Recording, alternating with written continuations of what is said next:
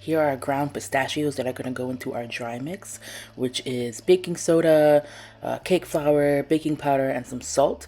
I didn't really realize until this moment that cake flour and all-purpose flour were two different things.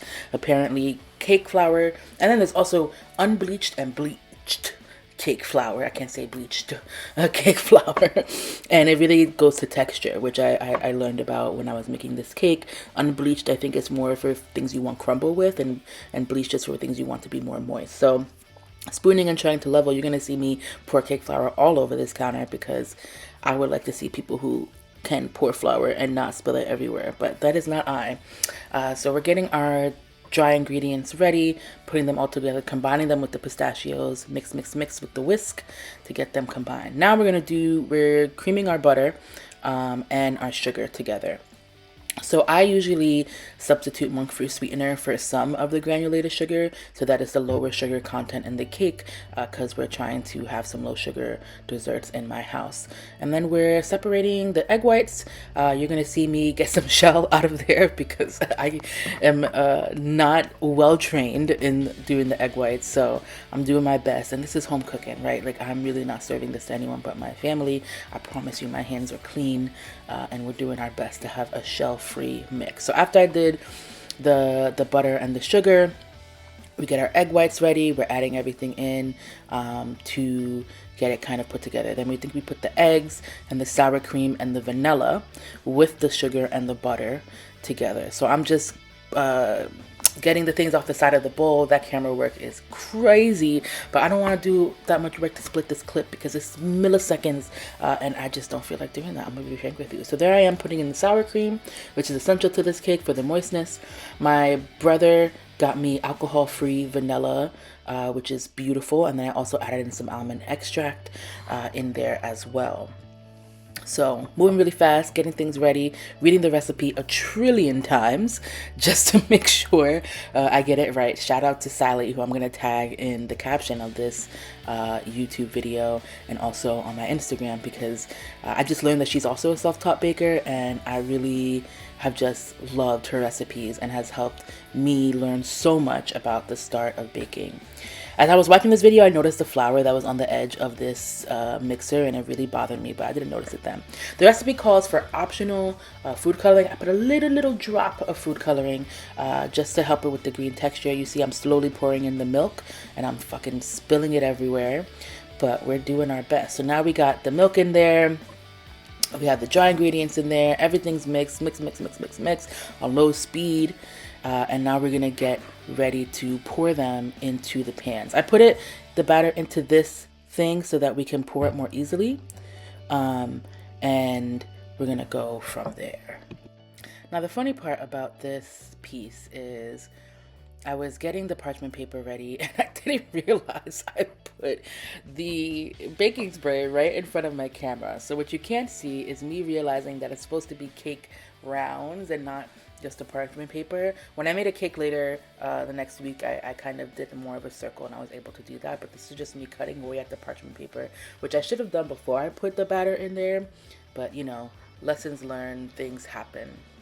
So we're getting that in. The batter is in. I'm going to show you in this next clip. Here we go. Split the batter in. Looks delicious. The oven is set at 350, preheated, and I think we put it in for about 40 minutes. Ugh, look at all these dishes. One thing about baking, it is hard to wash as you go. Boom, the cakes are done. Look at that. A little more well done on the top than I wanted, but this is test kitchen, baby. We're learning. We're growing, you know? Look at that. Beautiful. And of course, we love a Shirley Temple break.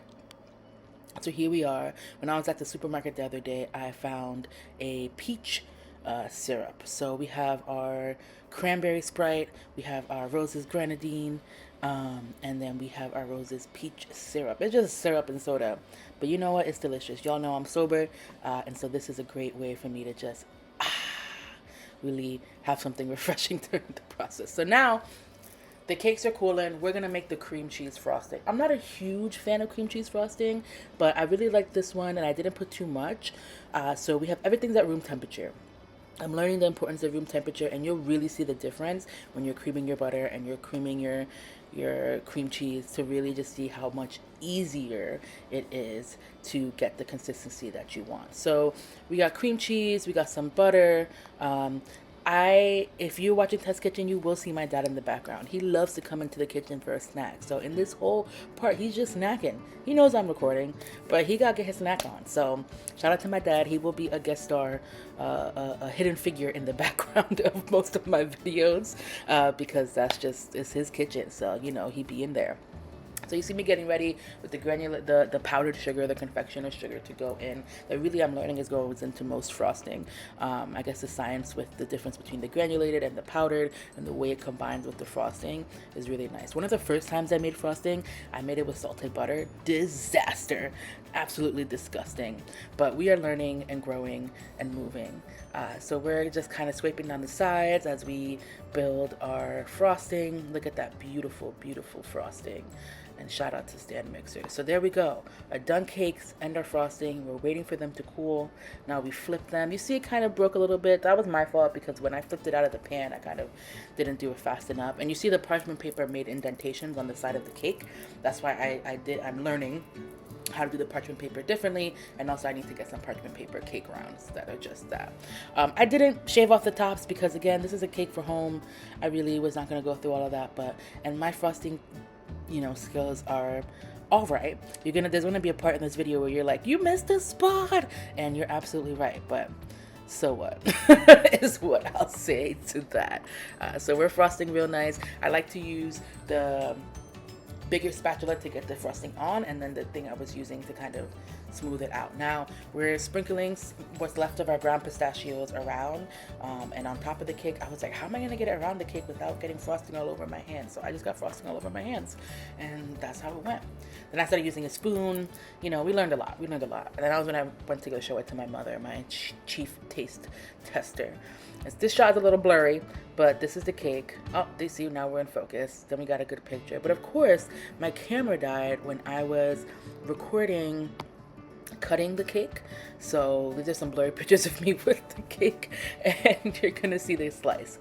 Wow, beautiful, gorgeous. It tasted delicious, homemade, truly beautiful.